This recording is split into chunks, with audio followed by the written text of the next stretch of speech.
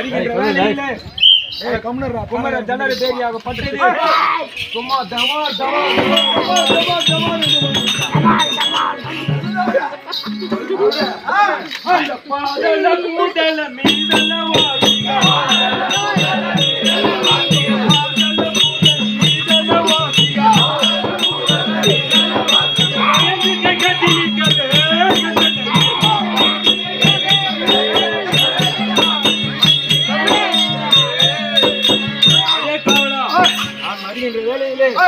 இந்த மூன்று லோகங்களில் பாதாள லோகம், மேல் லோகம், பூலோகம் என்று சொல்லக்கூடிய மூன்று லோக வாசிகளும் வருகிறார் என்றால் கை கட்டி தான் நிற்கணும்.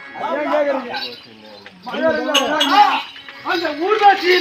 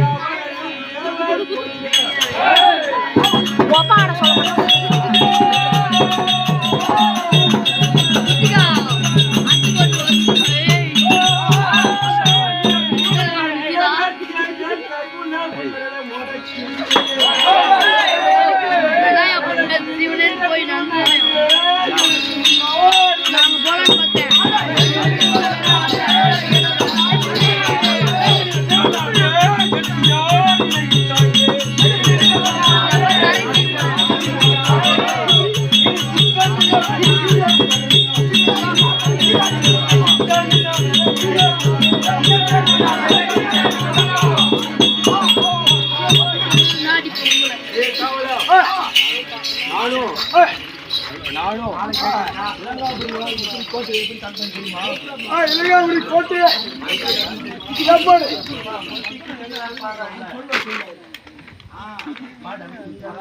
ரொம்ப வெயிட்டா இருக்கு.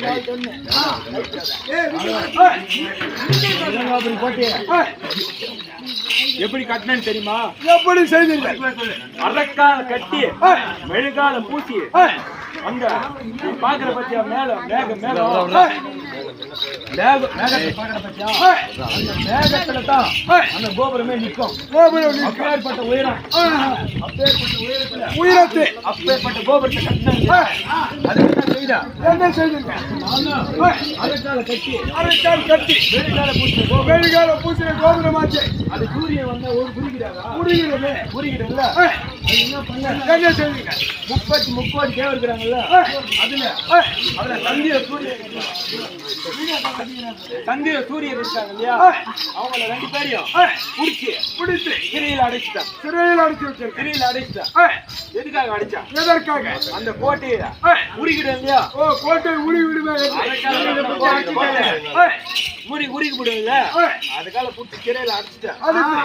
அதுக்கப்புறம் இத பாட்டு நாரத முனிவர் ஓடி போய் அந்த ஈஸ்வரன் நினைத்து சொல்றாங்க, சந்திரன சூரியன வெகு காலமா வராம இருக்குது, யார் செய்த காரியம் போய் கேக்குறாங்க.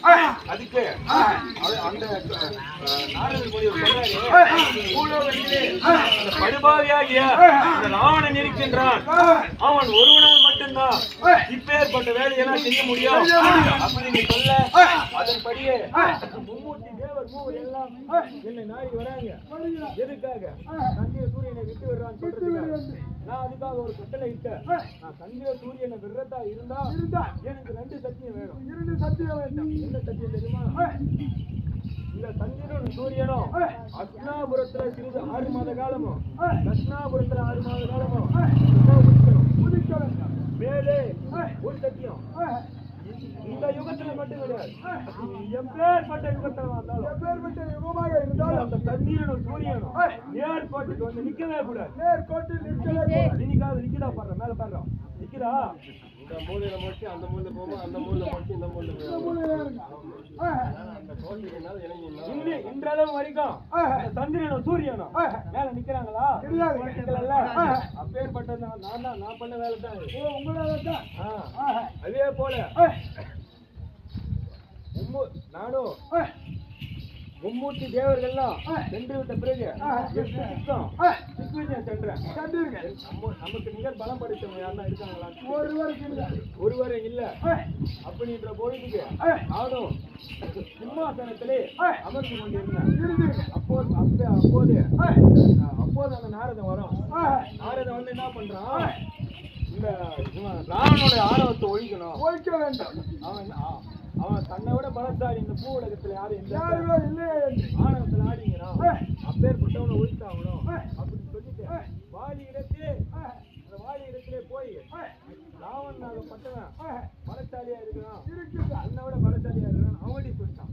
எங்கிட்ட வந்து என்னன்றான், எங்கிட்ட இலங்காபுரி பட்டணத்துக்கு வந்து புரியல வாலின்னு ஒருத்தரும் அப்பேற்பட்ட பலம் படுத்தவனா அப்படின்னு என்கிட்ட சொல்லிட்டான்.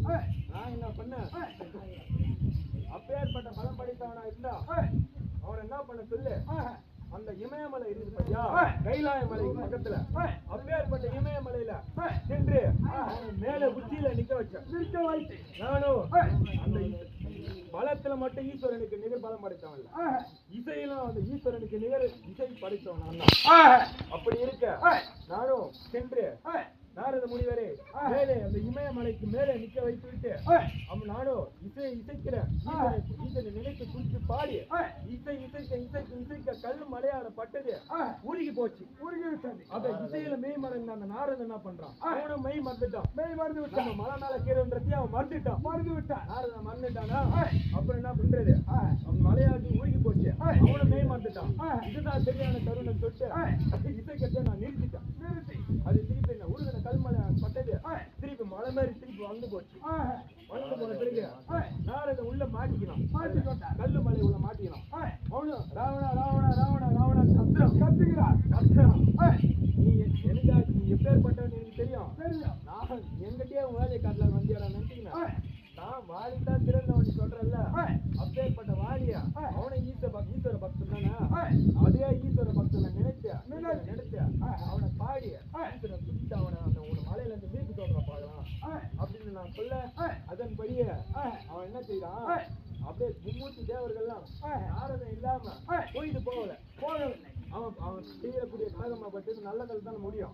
அப்ப அதுக்காக நாரதன் இல்லாம எங்களுக்கு கோயிலுக்கு போகல வெளியில அவனை நாரதனை எப்படின்னா வெளியே போனாரு விட்டுருங்க அப்படின்ட்டு மும்மூர்த்தி தேவர்களிடத்துல போய் சொல்றாங்க. இதுக்கு அதுக்கு வாலி மும்மூர்த்தி தேவர்களும் வாலி கிட்ட தான் போக முடியும். வாலி கிட்ட முதல்ல போறாங்க, வாலி கிட்ட போய் முதல்ல கூட்டாடுறாங்க. வாலி என்ன பண்றான், உட்காந்து ஈசனை நினைத்து பாடுறான். அது ஒண்ணுமே ஆகல. அது அப்படியே கல்லு மலையாக பட்டுது, கல்லு மலையா தான் அது உள்ள மாட்டின நாரத முனிவர் அப்படியே தான் இருக்கிறார். அப்புறம் யாருக்கிட்ட வந்தாகணும், என்கிட்ட தானே வந்தாகணும். மும்மூர்த்தி தேவர்களும் வேகமா என்கிட்ட வராங்க. இதே மாதிரி அந்த நாரத இல்லாத கோயிலும் வெடியல அப்படின்னு சொல்ல, அப்படியே இந்த நான் நாரதலை வெளியே எடுத்து நான் கொடுக்கணும்னா அப்பயே எனக்கு ஒரு சத்தியத்தை நீங்க செஞ்சு தரணும். என்ன சத்தியம் நீங்க கேட்டாங்க, இந்த 3 உலகத்திலையும் ராவணேஸ்வரனை தவிர எப்பேற்பட்ட அவனை விட யாருமே பலசாலி கிடையாது, இருக்கக்கூடாது. அவனை விட யாரும் வல்லமசாலி கிடையாது, இருக்கக்கூடாது. அப்படி நீங்க ஒத்துக்கிட்டு சத்தியம் செய்து கொடுத்தா நான் போய் நாரத வெளியிட்டு ஒரு சொல்ல, அதன்படியே மீண்டும் அந்த இமயமலைக்கு சென்று அந்த நாரதர் இடத்திலே நார ஈசனை நினைச்சு பாட கல்லு மலையாகப்பட்டு அப்படியே உருகி போச்சா. அது அப்புறம் நாரத முனிவராகப்பட்டு நீ ஒரு காலம் உன்னிடத்திலே நான் வரமாட்டேன்னு சொல்லி அதுக்கப்புறம் என்கிட்ட வர்றது அது தவிர